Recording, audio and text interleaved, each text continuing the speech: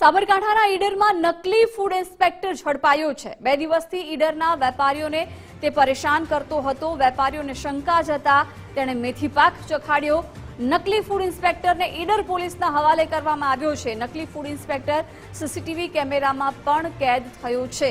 નકલી ફૂડ ઇન્સ્પેક્ટરને ઈડર પોલીસના હવાલે કરવામાં આવ્યો છે। નકલી ફૂડ ઇન્સ્પેક્ટર છે એ સીસીટીવીમાં પણ કેદ થયો છે। સાબરકાંઠાના ઈડરમાં નકલી ફૂડ ઇન્સ્પેક્ટર ઝડપાયો છે। છેલ્લા 2 દિવસથી આ નકલી ફૂડ ઇન્સ્પેક્ટર અનેક વેપારીઓને પરેશાન કરતો હતો। જો કે વેપારીઓને શંકા જતા મેથી પાક ચખાડ્યો હતો। વિગતો સાથે સંવાદદાતા યશ ઉપાધ્યાય જોડાઈ ગયા છે। યશ, નકલી ફૂડ ઇન્સ્પેક્ટર ઝડપાયો છે, શું વિગતો?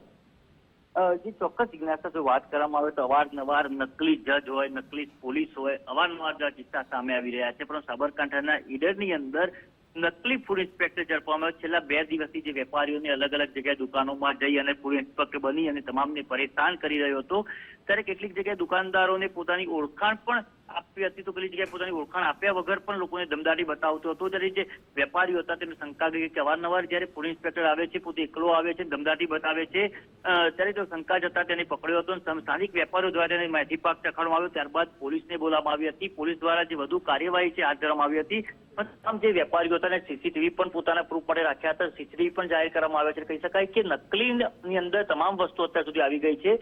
તમામ નકલી જજ હોય, પોલીસ હોય કે ફૂડ ઇન્સ્પેક્ટર હોય, નકલી ઝડપવા મળ્યો। કહી શકાય કે જ્યારે સમગ્ર ગુજરાતની અંદર આવી નકલીની ભરમાર ચાલી રહી છે, ત્યારે નકલી ઇન્સ્પેક્ટર પણ જ્યારે પકડાયો ત્યારે પબ્લિકે હવે જાગૃત થઈ અને મેથી પાક ચખાડવાનું શરૂ કર્યું છે। જી યસ, આભાર જાણકારી માટે।